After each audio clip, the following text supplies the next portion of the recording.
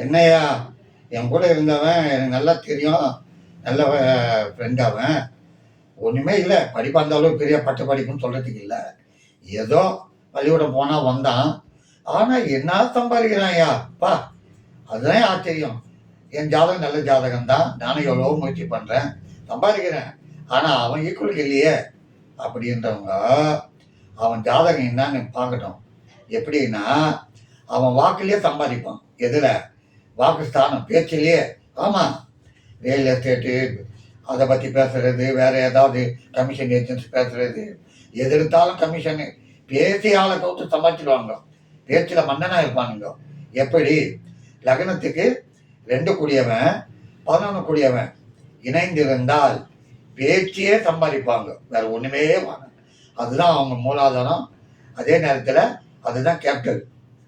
அதுதான் அவங்களுக்கு மூலதனமே. ஆமா. அதாவது லக்னத்துக்கு 5, 9, 11 கூடியவன் எங்க வேணாலும் இருக்கட்டும். அதோட 2 கூடியவன் சேர்ந்து இருந்தால் பிரமாதமா இருப்பாங்க.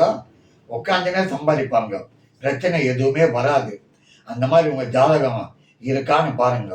ஆமா.